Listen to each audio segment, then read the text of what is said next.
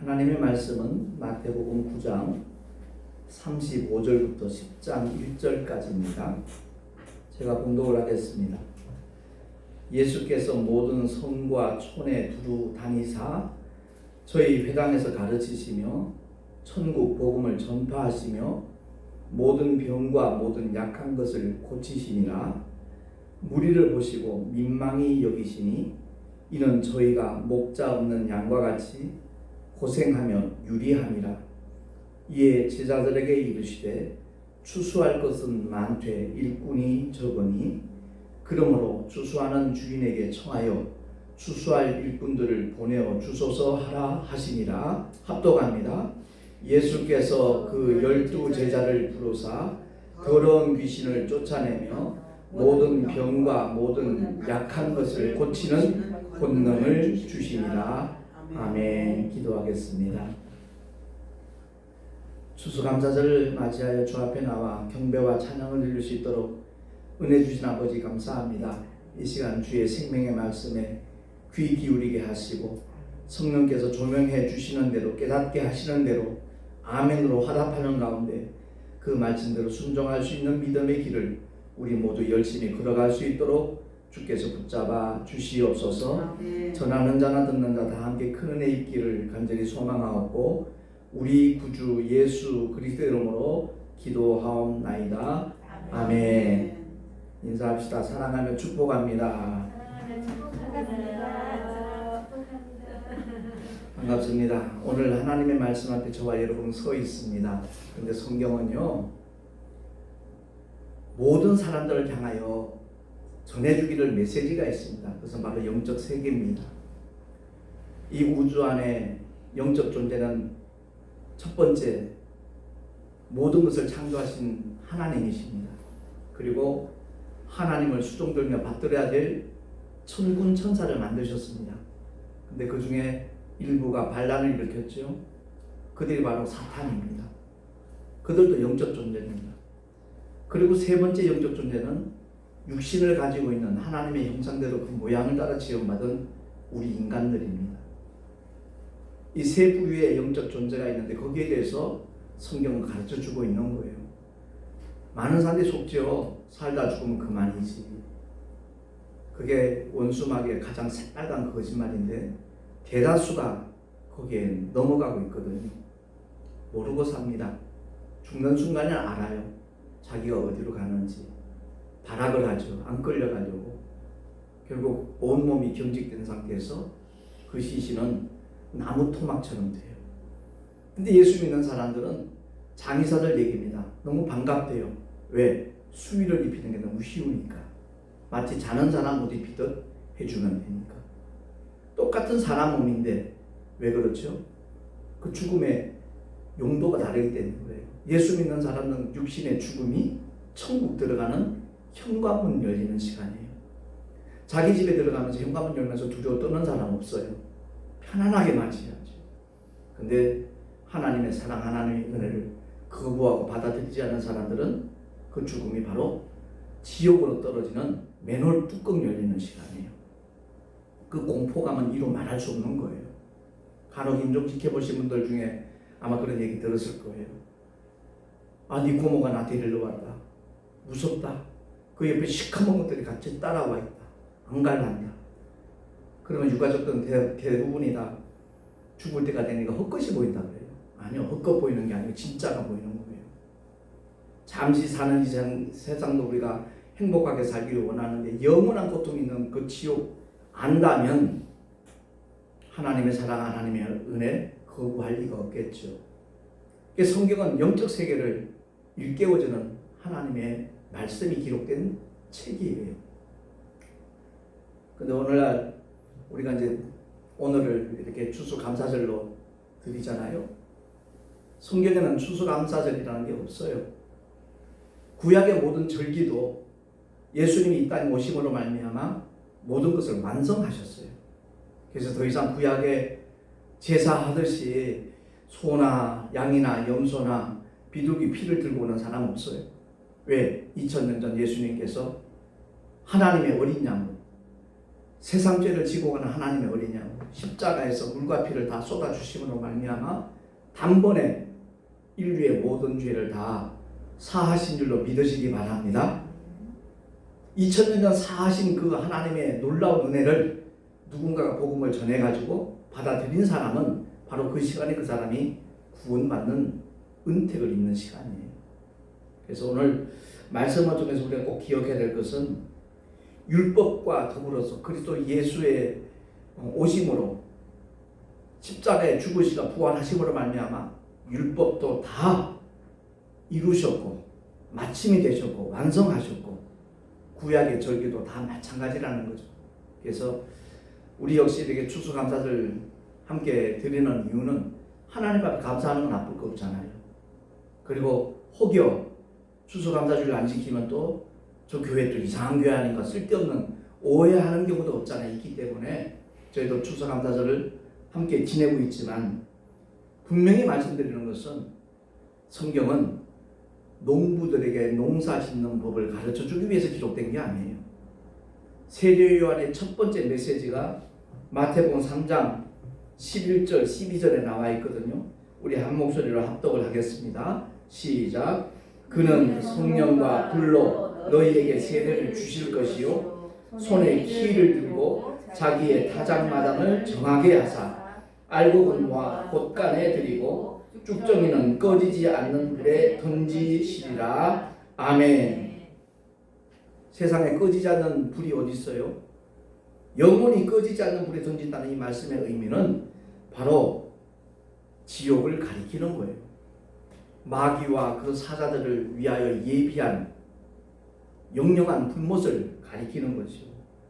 그러니까 신앙생활을 하면서 저가 농부 아니잖아요. 이 말씀과 상관없는 사람처럼 오해할 수 있어요. 아니에요. 교회 안에는 알곡과 쭉정이가 있어요. 알곡은 그리스도 예수 안에 들어온 사람이에요.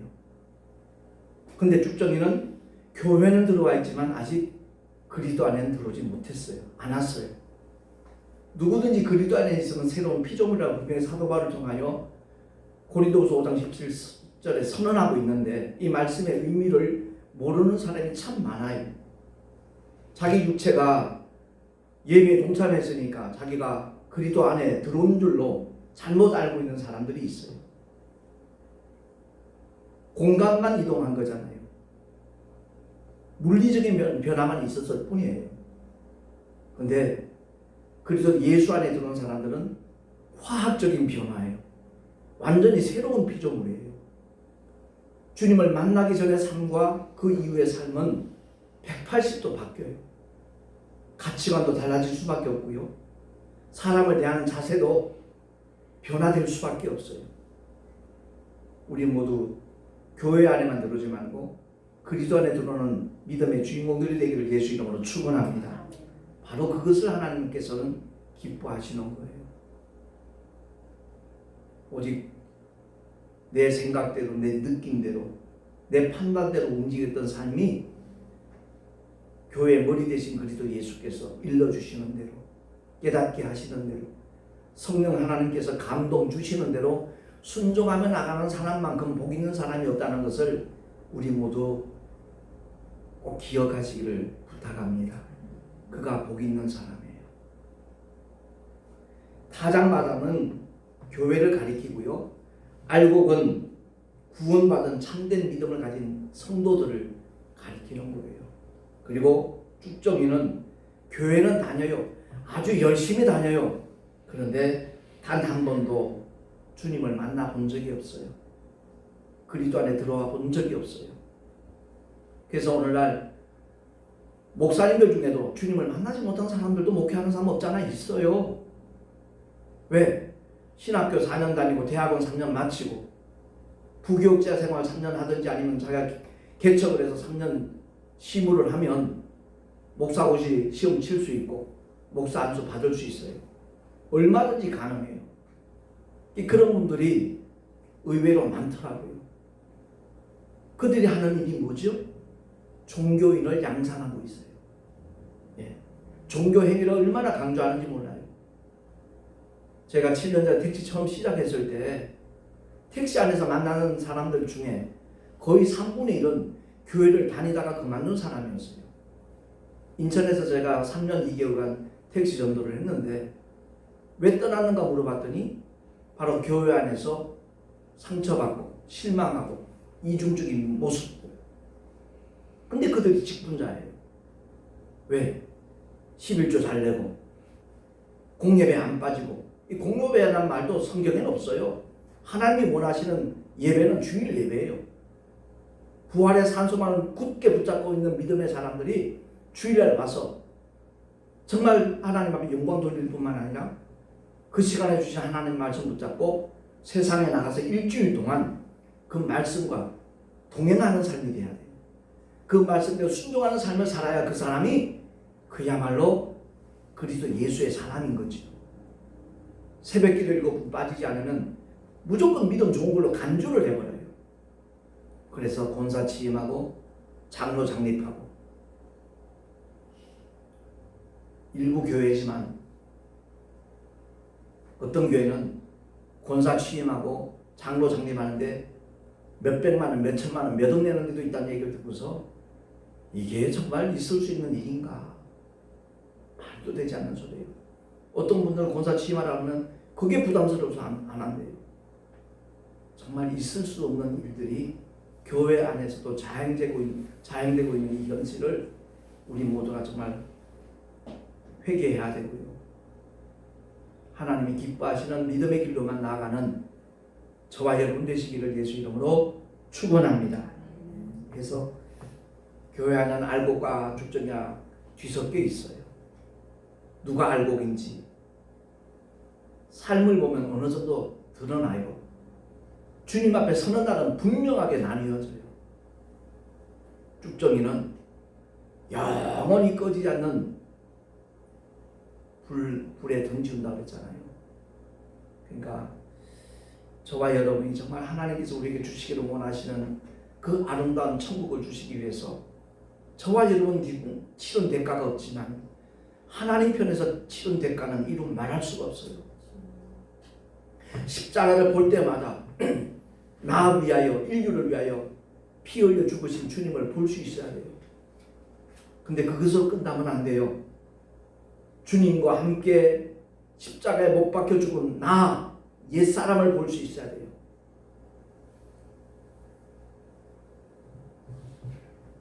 세례는 정확하게 침례인데 장례식이에요. 장례식. 물속에 푹 잠기는 순간 예수님을 알기 전에 내 삶은 완전히 장사 지내야 되는 거예요. 물속에서 올라올 때는 부활하신 주님과 연합하는 거예요. 하나가 되는 거예요. 완전히 새 사람으로 옛 사람은 장사 지내고 올라오는 거예요. 그러고 난 다음에도 우리의 연약함은 남아있죠. 왜? 육신이 있는 한은 육신의 소욕은 끊임없이 꿈틀거려요.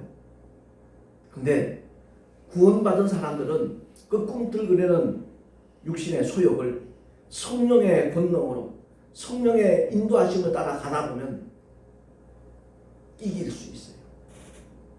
그 폭이 점점 넓어져요. 정말 주님을 닮아가는 그런 모습까지 얼마든지 우리 삶 속에 이루어질 수 있다는 것을 알고 그 삶을 기대하고 사모하면서 믿음으로 나가는 저와 여러분이 되십시다. 그래서 교회 안에 들어오는 건 참 축복이죠. 요즘 비대면 예배를 강조하는 시대가 되다 보니까 저 개인적으로는 얻어지는 것도 많아요. 왜? 지금 우리는 몇 사람 없이 이렇게 예배를 드리지만 녹화를 하는 이유가 뭐예요? 일주일만 지나면 100명 이상이 이 동영상을 보더라고요. 댓글도 달아놓고 간혹 전화하는 분도 있고 꼭 우리 교회에 와서 예배 드리자는 거 아니에요. 정말 그 말씀에 부딪혀서 깨달아지고 온전히 회개한다면 가까운 교회 나가서 신앙생활 계속 할 수 있을 것이고 저는 그것을 기대하는 사람이에요. 주님 앞에 섰을 때 얼마나 많은 영혼들이 목사님 그때 택시 할 때 택시 탔던 사람입니다. 그 목사님 전해준 그 책자, 그 전도지, 그것 보고 또 목사님이 읽어준 그 얘기를 듣고 깨닫는 바가 있어서 그때부터 신앙생활을 했습니다. 믿음을 놓쳤다가 다시 붙잡았습니다. 이렇게 고백할 영혼들이 얼마나 많을까? 저는 늘 그게 설레요. 제가 지금 어깨 수술을 받는 바람에 당분간 택시 운행을 못하지만 육체는 힘들죠. 그죠? 우리 어머니 늘 하시는 말씀대로 세월 이기는 장사 없다 그래요. 예. 내일 모레가 70이다 그러면 안 믿어요. 그런데 제 육체는 한계를 느끼거든요. 정말 힘들죠. 그런데 주님 주시는 기쁨과 평강은 이루 말할 수가 없어요. 나는 날마다 죽노라. 사도 바울의 고백이 어떤 의미인가 하는 것도 깨닫게 되고요.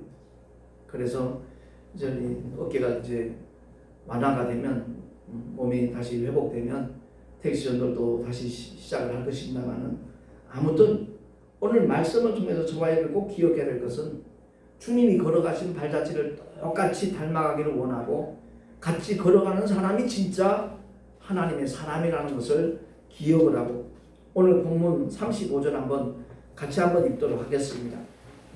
주님의 3대 사역이거든요. 마태복음 9장 35절 한 목소리로 한번 합독을 하겠습니다. 시작.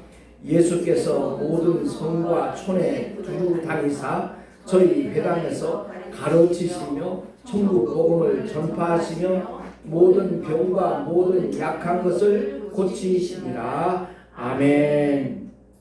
주님의 3대 사역이 바로 이거예요. 첫째, 주님은 이 3대 사역을 펼치시기 위해서 두루 다니셨어요. 거의 도보로 다니셨어요. 가끔 배를 타신 적도 있고 그러시지만 저는 택시로 다니는 거예요. 주님보다 훨씬 편한 사역하는 거죠, 사실. 많은 사람들 만나요. 그들에게 직접 복음을 제시하는 경우도 있지만 요즘 젊은이들은 특히 택시 안에서 자기 휴대폰 만지느라고 대화하는 걸 좀 꺼려해요. 그래서 요새는 제가 명함을 하나 나눠줘요. 그러면서 유튜브 한번 봐주시면 고맙겠어요. 그러면 유튜브도 하세요?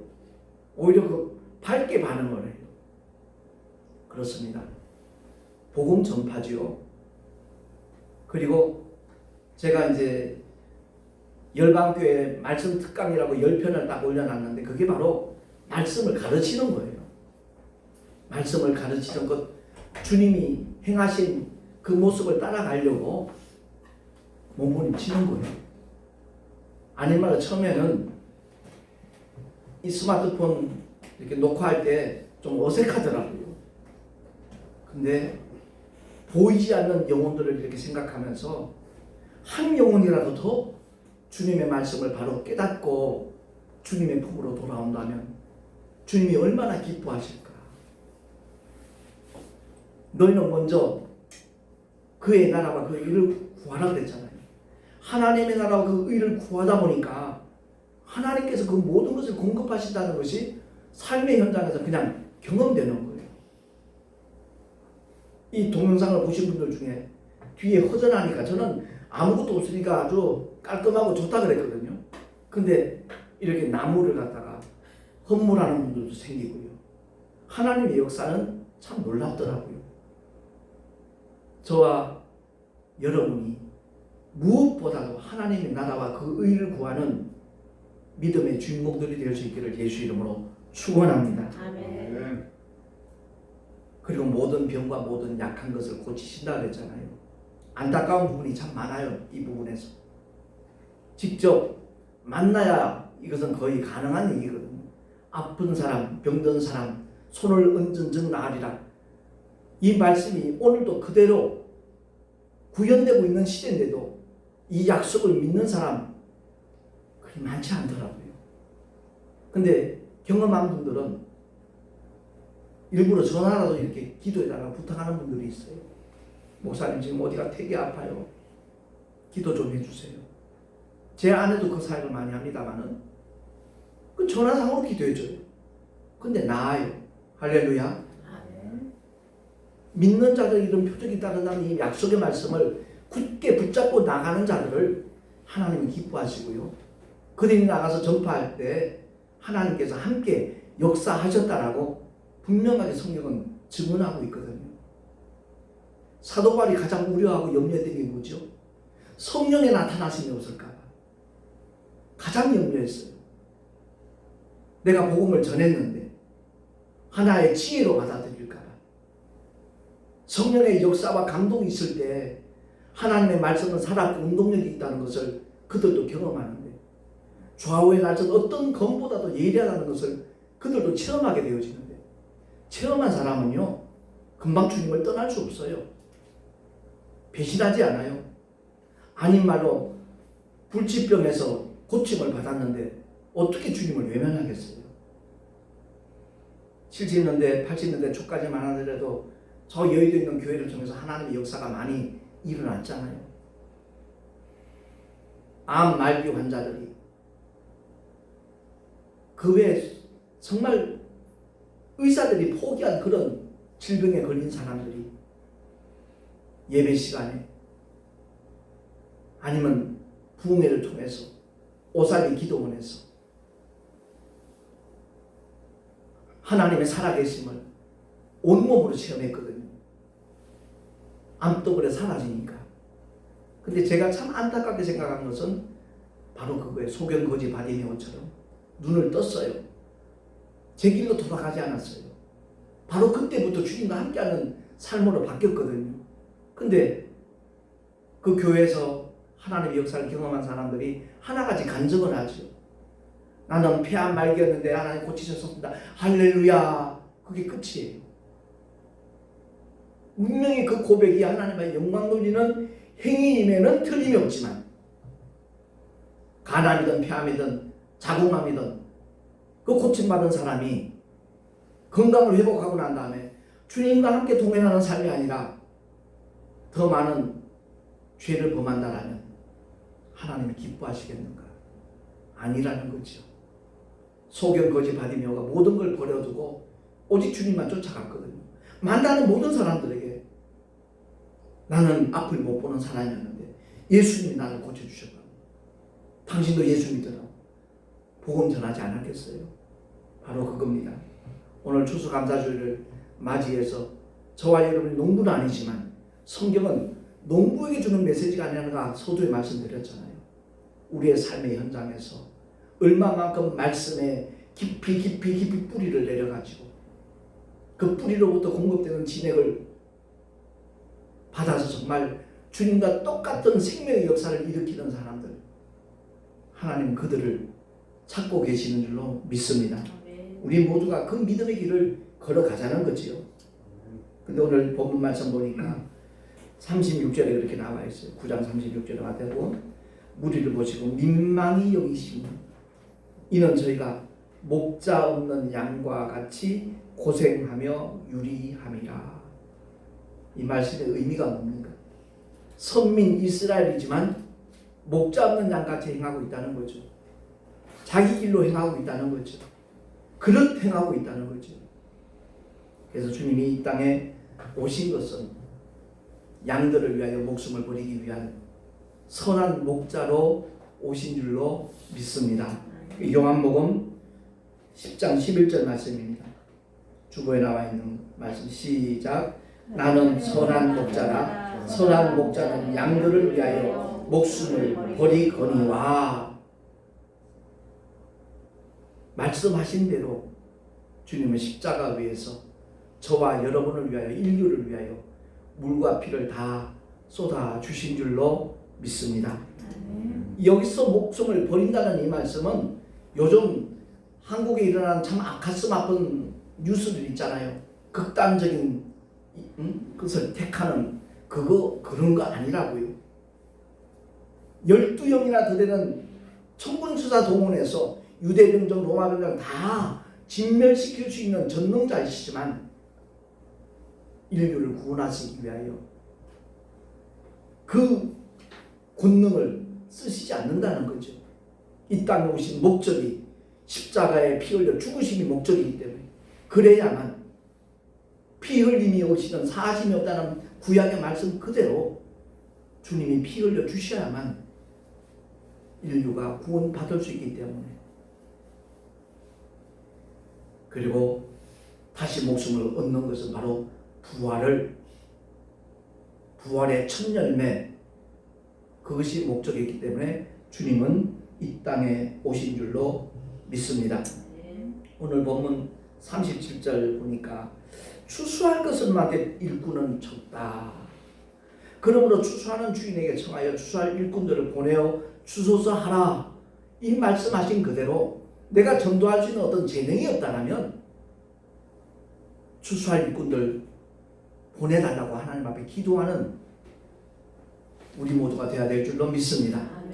그래서 제가 택시 전도하면서 경험했던 것을 말씀을 드리지만, 북토순례전도단 김한선 목사님이 제공해주는 말씀 소책자 24쪽으로 되어 있는 그 복음의 아주 핵심되는 내용들만 요약해서 만든 책자예요.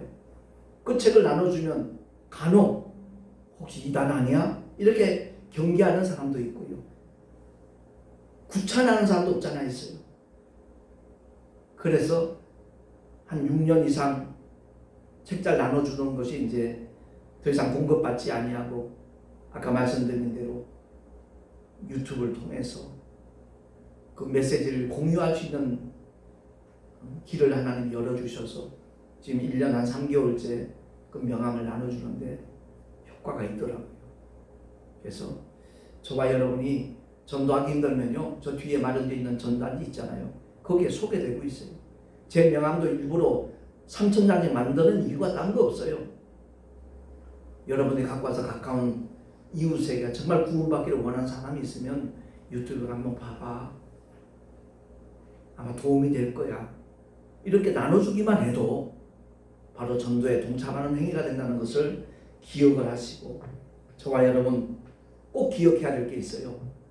아까 믿는 자들에 따르는 표적에 대해서 잠깐 말씀을 드렸지만 10장 1절이 나와있죠. 마태복음 10장 1절 우리 아까 합독했는데 제가 한 번 더 읽겠습니다. 예수께서 그 12 제자를 부르사 더러운 귀신을 쫓아내며 모든 병과 모든 약한 것을 고치는 권능을 주시니라. 아멘. 저와 여러분의 그 권능이 와 있음을 믿으시기 바랍니다. 아멘. 쓰지 않을 뿐이에요. 쓰지 않을 뿐이에요. 제가 34년에 처음 개척하고 난 다음에 이 하나님의 약속을 처음 경험을 한 거예요. 그 아이 이름도 있지 않아요. 옥찬이, 한욱이 형제예요. 그 어머니가 배아묵의 집사님인데 지금 목사님이 되셨어요. 철학 기도회 때마다 두 아이를 데리고 오는 거예요. 근데 그 옥찬이라는 아이의 등에는 뾰루지 같은 종기가 공동묘지. 그러니까 이틀에 한 번씩 피부과 가요. 가서 다 짜내고 약 바르고 주사 맞고, 그러면서 그 의사 하는 얘기가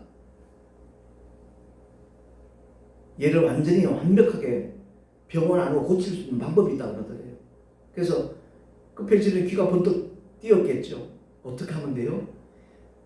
얘하고 같은 혈액형을 피를 완전히 100% 갈아주면 두 번 다시 병원 오는 필요가 없다고 그러더래요.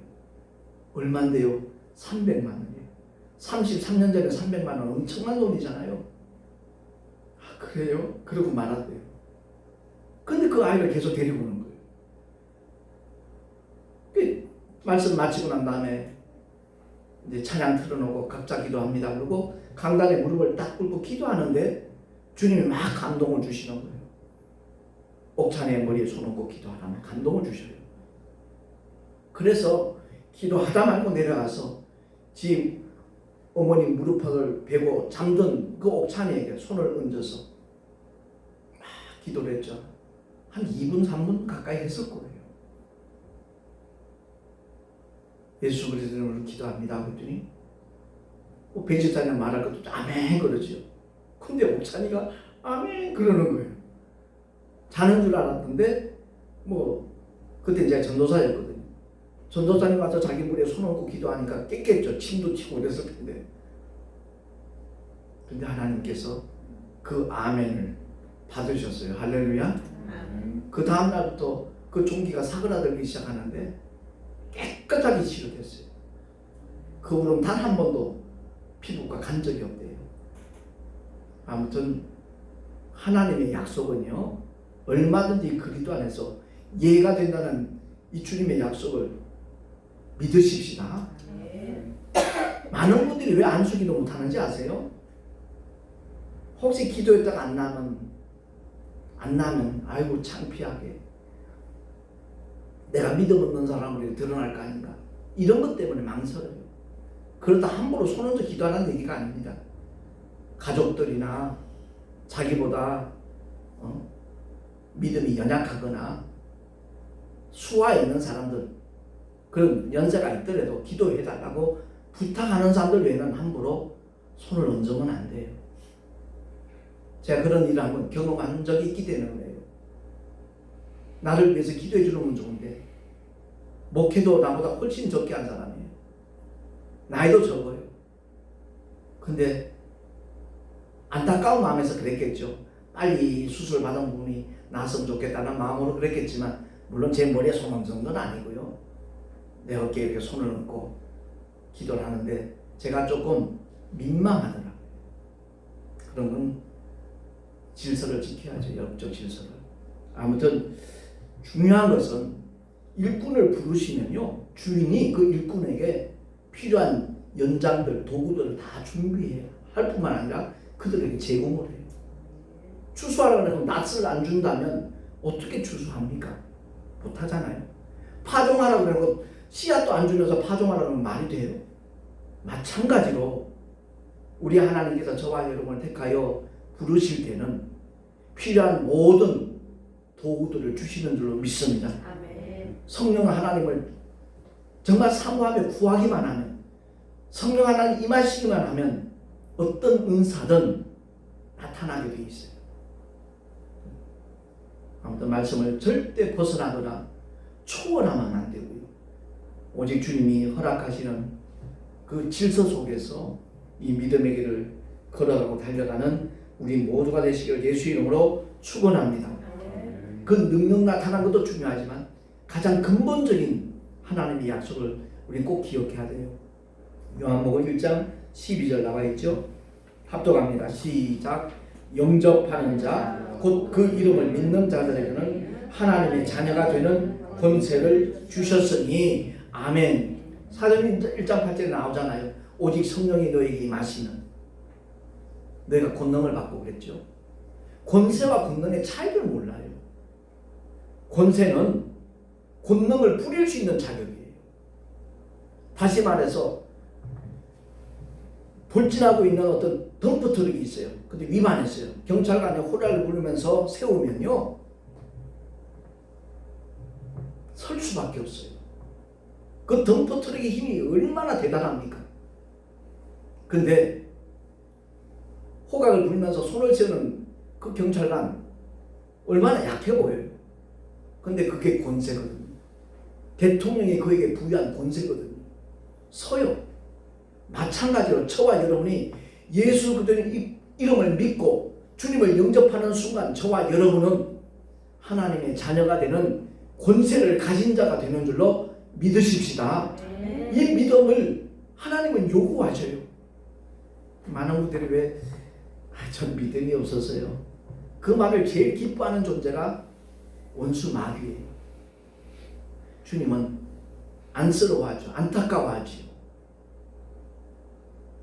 오직 예수 그리스도의 이름을 하나님의 아들로 나의 구주로 믿는 자마다 하나님께서 차별 없이 그 권세를 주시는 줄로 믿습니다. 그래서 베드로가 선언하고 있잖아요. 베드로전서 2장 9절입니다. 같이 한번 합독하겠습니다. 시작.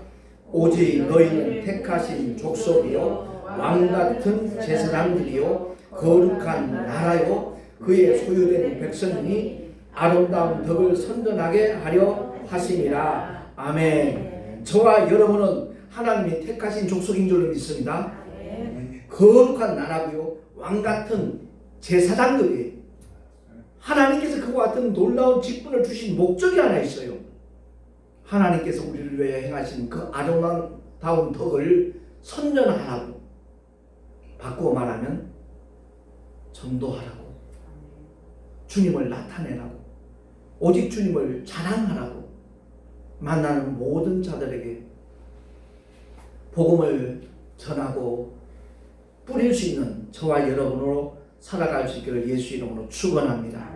이 추수감사절의 의미가 바로 그냥 수확하는 그 자체가 아니라 정말 하나님이 기뻐하시는 추수감사는 얼마나 많은 영혼들이 주께로 돌아오도록 눈물로 기도했는가, 복음의 씨앗을 뿌렸는가, 한 영혼이라도 정말 주님의 품에 안기기를 열망하는 마음이, 그 열정이 계속 타오르고 있는가. 하나님께서는 그것을 가장 원하신다는 것을 기억을 하고, 저와 여러분 더 이상 종교행위 강조하는 자가 되지 말고, 아마 이쪽 있는 지역에 있는 사람들은 열방교회가 대구에서 이사 왔다던데 저기는 새벽기도회도 없나 봐. 하나님은 기도해야 하라고 말씀하신 적 없어요. 기도하라 그랬지. 성령 안에서 무시로 기도하는 것이 하나님의 뜻인 줄로 깨달으시기 바랍니다.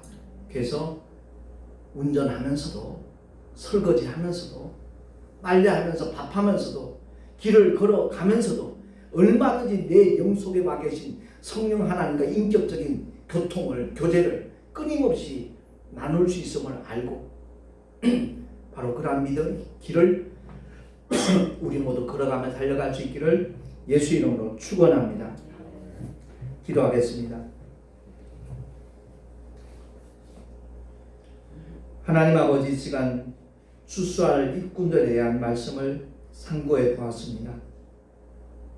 예수 그리스도의 이름을 믿는 모든 자들에게 하나님께서는 하나님의 자녀가 되는 권세를 주셨고, 왕같은 제사장들로 일할 수 있는 특권까지 부여하셨음을 말씀을 통해 다시 한번 깨닫습니다.